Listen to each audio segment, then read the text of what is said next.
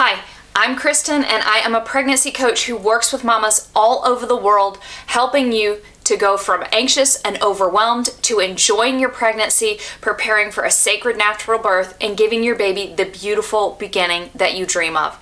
Today, let's talk about what to do if you are a mom with a low pain tolerance. This is a question that I get fairly often. Kristen, what do I do if I feel kind of like a wimp? I don't know that I'll be able to handle the pain of labor. I won't lie to you, labor and birth can be really intense, but the good news is there are many things that you can do to prepare, even if you have a low pain tolerance. You can definitely have a natural birth. One of the first things to do is to go through prepared childbirth so that you have skills to use during your birthing time.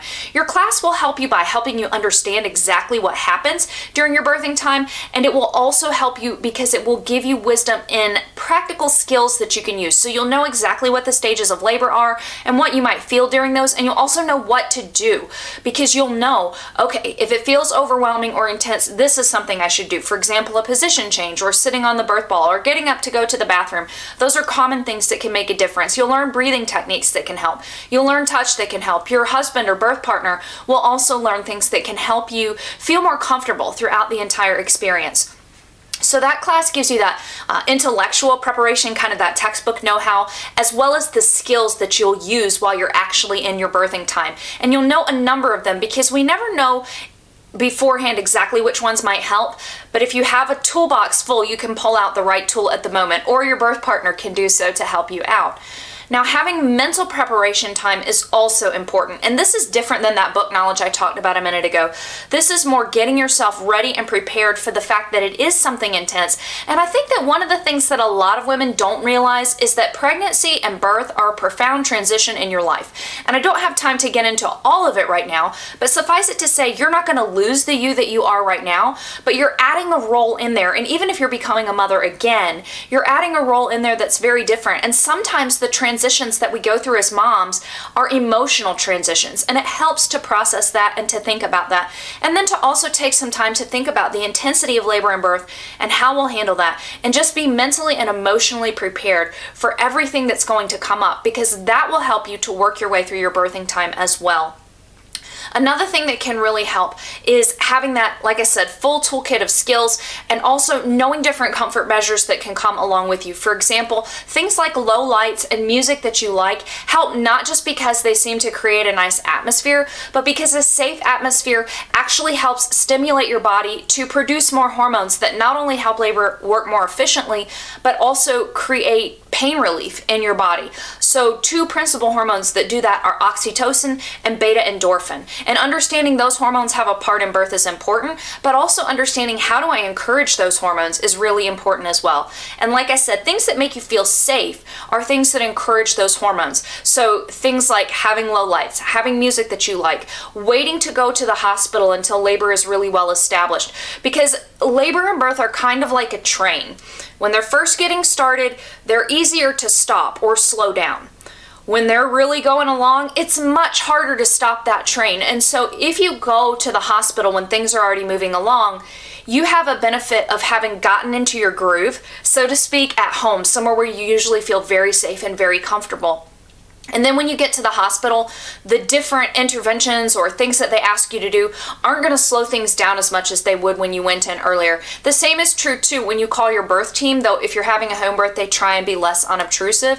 When you have everyone get there or you get to the hospital when things are well underway, that can really help because those hormone levels are established and going and flowing, and it's less likely for things to get interrupted so that you feel more intensity or so that you need interventions like, for example, pitocin or syntocinon, which does create contractions that are longer, stronger, and much harder than natural contractions. And they also block oxytocin and beta endorphins' pain relieving effect on the brain. So really, if you've got low pain tolerance, a natural birth is a great gift to you because your body brings along with it those natural pain relieving things. And another thing to remember if you've got low pain tolerance, and for any mom who's giving birth, is that oftentimes when it feels the most intense is when you're going through transition.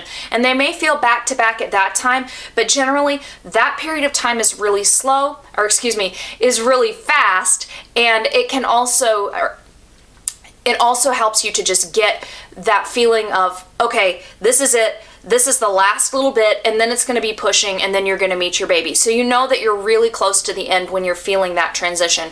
If you feel like things have been going on for a long time and it's really intense, that's a time to go back to those skills from your birth kit, because it may be the baby's in a not optimal position or something of that nature, and something like you changing positions can create enough room for your baby to move down and do what he or she needs to do. We often forget that labor is not just about 10 centimeters. That's what obstetricians kind of simplify it to, but in actuality, your body is doing a lot. Your cervix is opening to 10 centimeters, but it's also thinning out. Your uterus is getting ready, and your baby is doing a whole lot. So again, those prepared childbirth classes, that guidance that you need to gain the confidence, the knowledge, the head knowledge, the skills that you need, all of that will help you as you work with your baby. And that's another thing that can really help you, is remembering that you're doing this with your baby.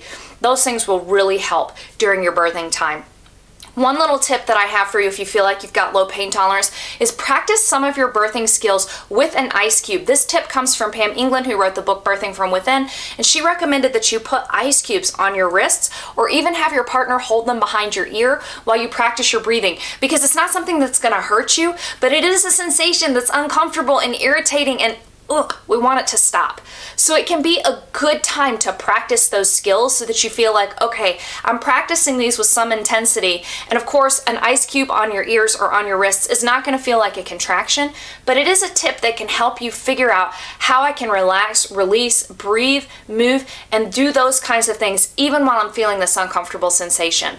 Like I said, I'm a pregnancy coach. I love working with mamas all over the world, and I would love to talk with you about your unique situation, exactly what you're worried about, your fears, the things that you're scared of, and how we can get you prepared and ready for a beautiful birth, even if you don't feel like you may be able to cut it or not. I'm there for you. I support you. I've helped many moms in the same place as you, and I would love to talk with you about this. If you would like to chat, head over to birthbabylife.com/beautiful. I would love to get on the phone with you this week and talk about what it looks like to help you prepare for this sacred birth and the beautiful beginning that you want to give to your baby.